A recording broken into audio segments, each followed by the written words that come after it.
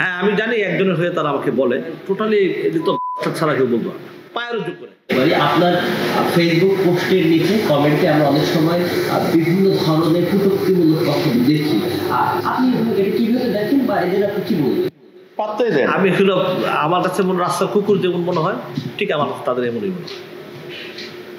এই জন্য আমি একটু সবসময় বলছি এই জন্য আমার কিন্তু তারা লেখে এটা কারণ আমি কখনো কোনোদিন কোনো ভদ্র মানুষ কোনো ভালো মানুষ কখনো মানুষকে খারাপ প্রকাশ করতে পারে না। আমি জানি একজনের হয়ে তারা আমাকে বলে এগুলো আমি ট্যাপ কেয়ার এগুলো আমি একদম আমার মানে আমার করে। কিন্তু আমি একটু ইন্টারাপ্ট করি, সেটা হচ্ছে যেসব যারা নাকি গালমন্দ করে, খুব খারাপ কটূক্তি করে এবং স্ল্যাং করে এবং ফেসবুকের মধ্যে আমি রীতিমতো মানে বলি অ্যাবিউজ করে, তাদের আইডির নেমগুলি একটু তোমরা দেখেছো? মানুষের সাথে ভালো কিছু করে তার সাথে ভালোই হয়, এই নাও এটা তোমার। পল্লী কবি কিংবা রাতের অন্ধকার, দিনের আলো, ভোরের সূর্য, অমুক টমুক, কেউ কি দেখেছো? তোমার আইডির মধ্যে কি তোমার নামটা আছে না? আছে? তোমার নাম কি বলো মনে করো, তোমার ছবিটা আছে, তোমার ডিটেলস আছে, ওগুলির মধ্যে কি কোনো ছবি পাবা? না না, ওই যারা এইসব করে তাদের কোনো ছবি পাবা? দেখে একটা ব্যাঙের ছবি দিয়ে দেয়, একটা খরগোশের ছবি দিয়ে দেয়, একটা অন্য টাইপের ছবি দেয়। তো যারা সমাজে মানে হ্যাঁ সব জিনিস যে ইকবাল ভালো করছে তা কিন্তু না, সব জিনিস ভালো করতে হবে তাও কিন্তু না, কিন্তু একটা সমাজে প্রকাশ্যে গালি দেওয়াটা কি উচিত?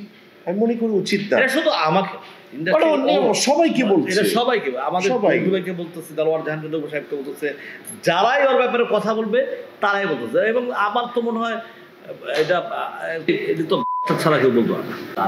সানিদের আমলে ছবি তো কটা সানিদের বছরে থাকতো 10টা 12টা ছবি থাকতো, আমাদের হচ্ছে 20টা 30টা ছবি থাকতো। হ্যাঁ আর কোথায় ভরসা করলো, কোথায় আসলো রে আমি কথা বলতেছি। শাকিব খানকে নিয়ে তো অনেকগুলো ছবি হচ্ছে, সেই কোথায় বছরে তো 5 বছরে 5টা ছবি দিয়ে দিছে, তাহলে তুমি বানাই দিলে অনেক ছবি করতে পারাই না।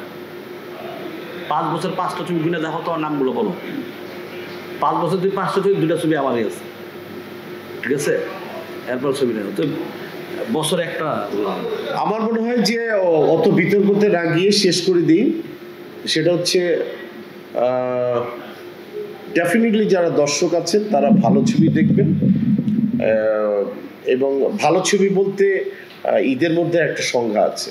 ভালো ছবি বলতে আপনি কি ঈদের মধ্যে যে নাকি রোমান্স এনে দিবে, তারপর একটু শিহরণ এনে দিবে, ভয় এনে দিবে, তারপর জোশ এনে দিবে, সব কিছু এনে দিবে, সেই ধরনের একটি ছবি হচ্ছে ইকবালের ডেড বডি। সর্বপ্রথম আমার যারা দর্শক আছে এবং আমি দেখেছি আমার দর্শকগুলো তারা আমার কিভাবে আমি দেখছি, সবাইকে আমার ঈদের শুভেচ্ছা। এবং চ্যানেলে আমার বড় ভাই, আমার একদম আমি যাকে পা ধরে সালাম করি, সাগর ভাই আমাকে যথেষ্ট আদর করে। আমি চ্যানেলের দর্শকদেরকে ঈদের শুভেচ্ছা এবং আমার ডেড বডি দেখার জন্য আপনাদেরকে আমন্ত্রণ করছি। এবং দেখার পরে আপনারা মিলে নেবেন যে আমি সত্য বলছি না মিথ্যা বলছি।